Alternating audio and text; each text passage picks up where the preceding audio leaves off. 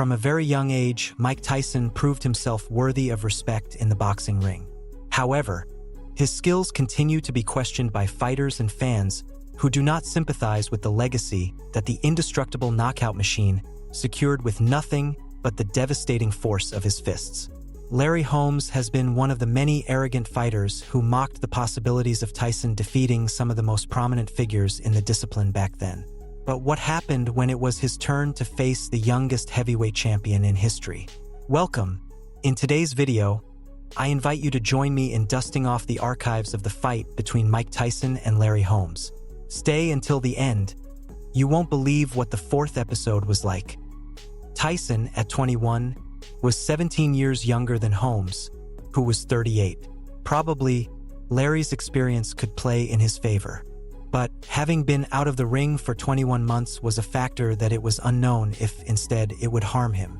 One factor that did harm him was his sharp tongue, using it as a tool of discredit against who was already the youngest heavyweight champion in history. For Holmes, a fighter with Mike Tyson's profile wouldn't have survived his first fight in the 70s. Holmes used to joke that Joe Frazier would slap him so hard he'd send him back to preschool, or that Ali could jab him all day if he wanted. Also, he often talked about not being able to fight Ken Norton and that George Foreman would only take 2 seconds to beat him. All these statements shed light on a regrettable fact, which was that the legendary Larry Holmes felt no respect for the professional career Tyson had forged at such an early age. Being boxing a gentleman's discipline, Tyson, even at his age, knew that the final word was always in the fists. So, on January 22, '88, he let an exquisite demonstration of good boxing be his best defense. The Atlantic City Convention Center in New Jersey was designated as the venue to host all those who wanted to witness this moment in the history of the sport. It wasn't just two boxing machines stepping into the ring. It was a battle for the absolute crown of the division. Tyson had to ensure he successfully defended his International Boxing Federation heavyweight title for the second time, the World Boxing Association title for the fourth time, and the World Boxing Council title for the fifth. Everything seemed to indicate that it wouldn't be such a difficult task, as the odds favored him even at 8-1. Holmes was the one who had to prove that he could also beat Tyson in 2 seconds, and start boasting about his own skills rather than those of others. His professional record was a good resume for the job. With 48 victories, 34 of them by knockout, and only being defeated twice before.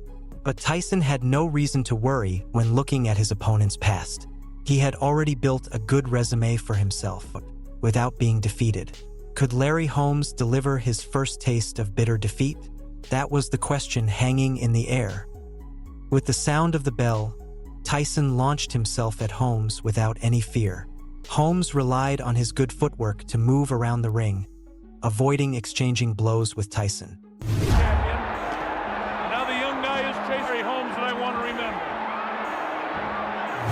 Occasionally, the former champion was reached and halted by the fists of the current unified champion.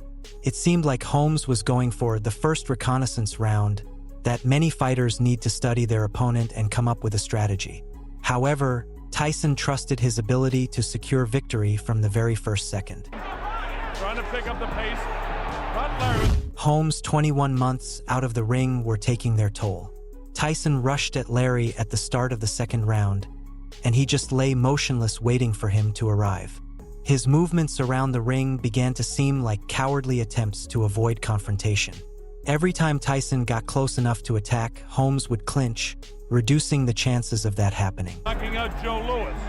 I'm a huge fan of Holmes. He's an easy target for Mike. Occasionally, he would use his fists to counterattack and try to stop Mike's intense offense. But it seemed like he had started fighting a battle for survival from the very first second. In his career, he's never been hurt. And I hope he doesn't get hurt tonight. In a scheduled 12-round encounter, there was still plenty of time for him to flee if he intended to make it to the final round standing. By reducing his movements, Holmes became an easy target for Tyson's hard punches. His defense seemed to have some vulnerabilities, and his counterattacks seemed inadequate compared to his opponents. Jab, notice? That's a powering jab. Larry never. Tyson has a lot of respect for the former ability of Larry, but he has to do what he has to do. By the time Tyson's sadistic combinations began to rain down on him from all sides, Holmes realized he had gotten himself into a situation from which he wouldn't easily escape. And there's the bell ending the round. Despite his poor boxing display, Holmes wanted to play the tough guy at the start of the 4th round. With his fists down, he jumped around the ring inviting Tyson to attack him, if he was so brave. With his attitude, he only showed his arrogant nature and the little respect he had for his opponent. But against a boxing machine like Iron Mike was at the time, these provocations come at a high price. Mike started closing the distance between them, trying to corner him against the ropes. But the arrogant giant resorted to cowardly clinches to have Joe Cortez put some distance between them again.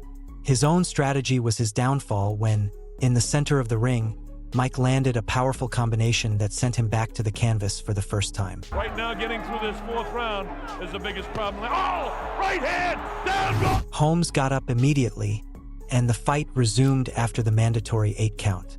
Tyson had had enough of his opponent's foolish attitude, and he wasn't going to let him waste his time any longer. Amidst the attack, Holmes tried again to free himself by going to Tyson's body, but he was smarter and delivered the right blows to knock him down for the 2nd time. Holmes, staggering, got up at the count of 5. The fight resumed, and with it, Tyson's offensive intensity increased.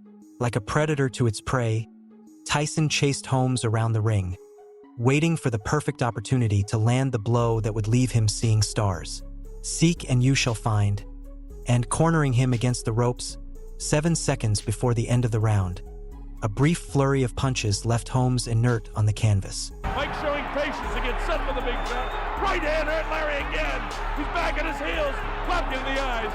Larry gets nailed with the left hand, the right hand, digs to the body, goes to throw right hand, gets clipped with a big... It's over, said the commentators as Holmes lay with his arms spread on the canvas.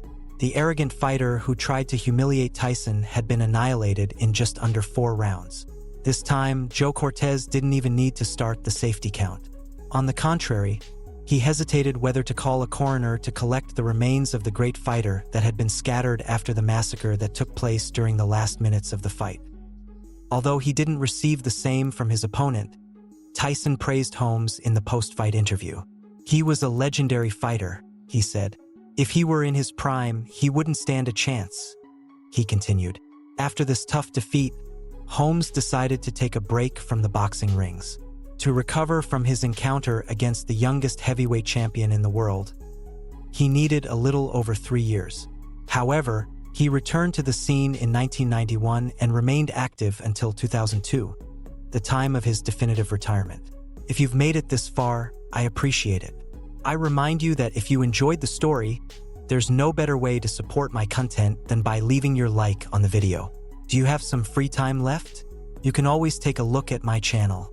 There you'll find videos that will help you relive the best and worst moments in boxing history, available to accompany you at any time of your day.